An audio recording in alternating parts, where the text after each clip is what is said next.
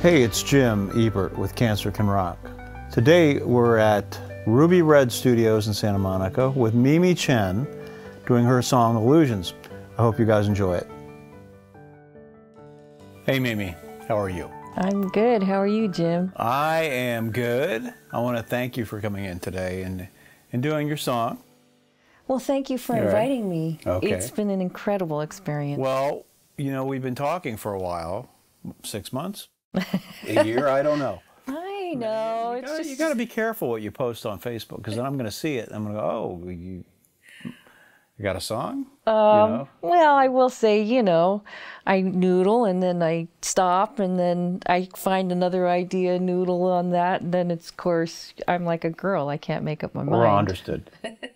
But we've started putting it together, and I think it's sounding great, and I hope you are, and I cannot tell you how amazing it is, because, you know, as I said, I'm sitting there with my piano and me, but to hear all the other instruments all at the same time, it's like, wow, they're amazing.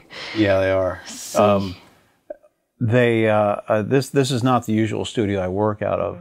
I'm based in Northern Virginia, so having Butch's band and my friend Walter playing guitar, it's like karmic almost. It's like there's just everything is working very well. I know, they're so great. I just wanted to stop playing and listen to them. Yeah.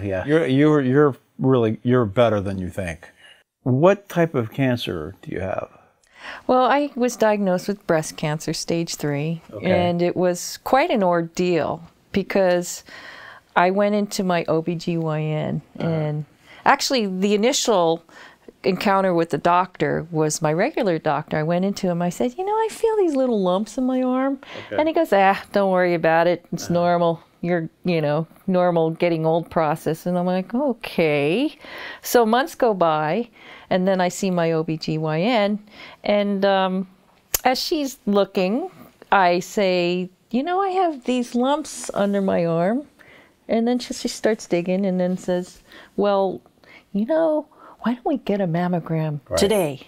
So I went, oh, okay. And they dig in. Next day they call me and go, let's do surgery to remove that lymph node, because we think it might be something interesting. So as I'm coming out of surgery, the doctor whispers in my ear, he goes, oh, you have cancer, but we don't know what type. And when you get the diagnosis, we don't know what type. Your mind just travels. That's horrible.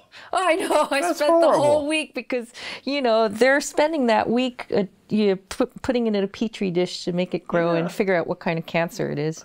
So I spent that whole week totally stressed out. Yeah. I lost weight just thinking about it. Right. Worst diet ever. Yeah. And you're freaking out. And they all tell you, don't go to the internet. Right. So what do? Go to the internet. You go to the internet. Yeah. It's like, I've got this. Oh my gosh. Right. But then when I went in and he said breast cancer, and I'm like going, oh, thank you. Because everything else sounded really bad. Right. Yeah. And none of them are good. No, none of them are good. But, you know, when he said it's in the lymph and it's not lymphoma, which is an easier cancer to cure, then you're thinking, it came from something else, so that's not a good sign when it came from somewhere else. Metastatic.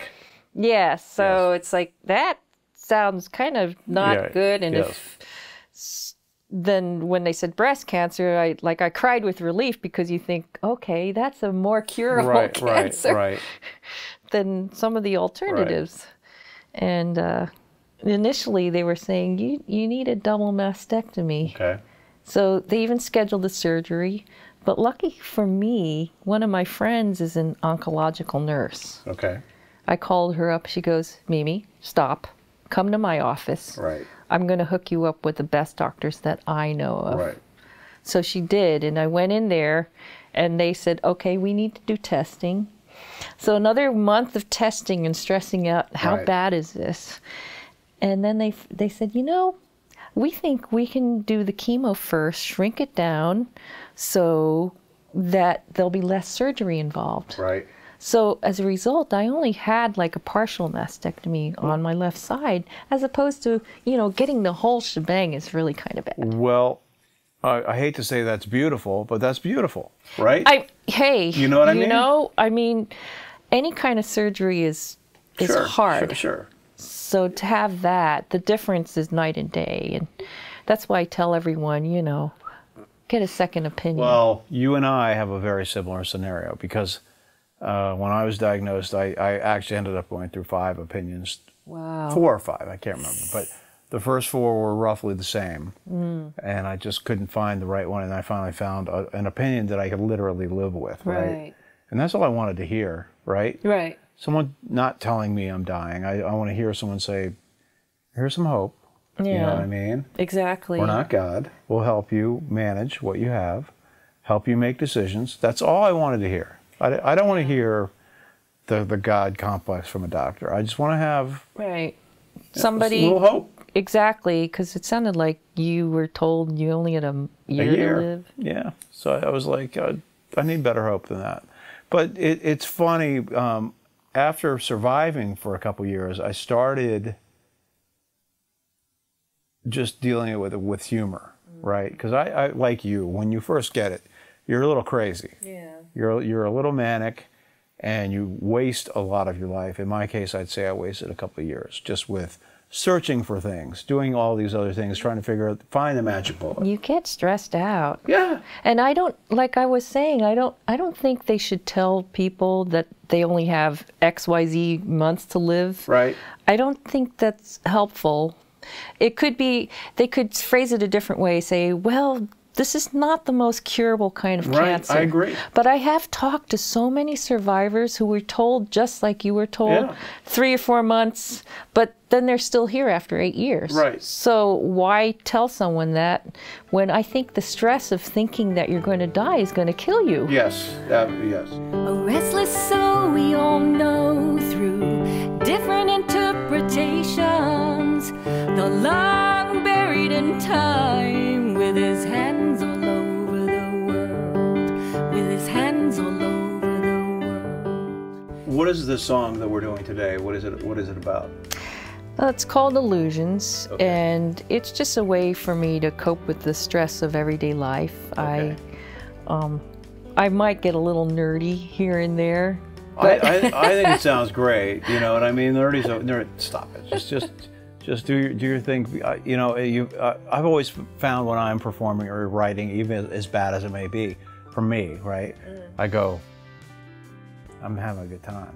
Exactly. You know what I mean? And it's a great way to distract yourself from thinking about all the grim things in life. Yeah. Or the grim things that are happening to you, or you know. Exactly. I think the song sounds great. I think it's coming out great, and you know, I look forward to putting it together for you. I'll probably do it this week. Oh, thanks. And it's really something else. I thank you for giving me this opportunity. It's my absolute pleasure. Because you know, normally I'm in a studio, but a different kind of studio. Right. All right. Thank you, dear. Thank you. All right.